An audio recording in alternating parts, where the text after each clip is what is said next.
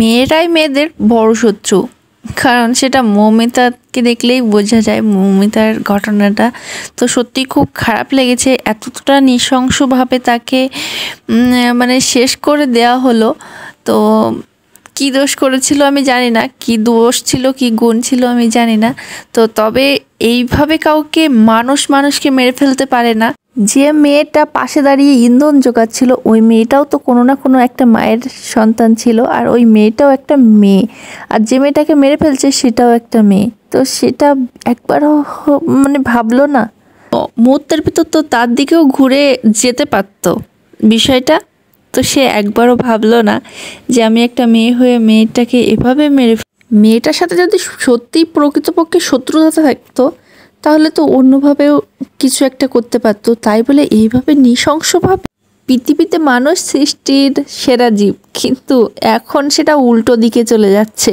একটা মেয়ে কি না করতে পারে, চাকরি বাকরি, তারপরে কাজ বাজ, ব্যবসা বাণিজ্য, ছেলে মেয়ে মানুষ করা, সবটা করতে পারছে। মেয়েই জন্ম দিচ্ছে একটা ছেলেকে, আর সেই ছেলেটাই ভুলে যাচ্ছে যে আমি একটা মেয়ের পেট থেকে আর নিজে জন্মগ্রহণ করেছি এবং পৃথিবীর আলো দেখেছি, সেটাই অবধি ভুলে যাচ্ছে। কোন দুনিয়া সৃষ্টি করেছে ভগবান জানি না।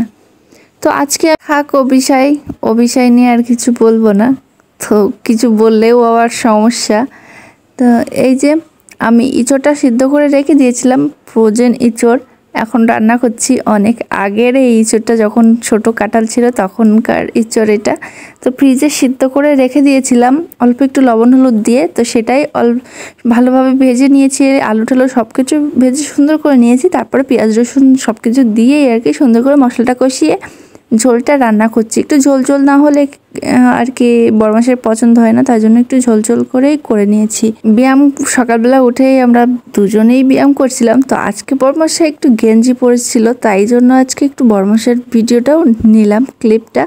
তো এই যে আজকে হচ্ছে ডাল ছিল ডাঁটা দিয়ে, এই লাউ শাকের যে ডাঁটাটা ওই ডাঁটাটা দিয়েই হচ্ছে ডাল করেছি। আর এই যে রান্না কিছুই করতে ভালো লাগছে না, মনটা একদমই খারাপ হয়ে গেছে, আর ভিডিও করতে তো মনই চাইছে না। তবুও লাল বাতি জ্বলে গেছে, এই জন্য আর কি ভিডিওটা করা।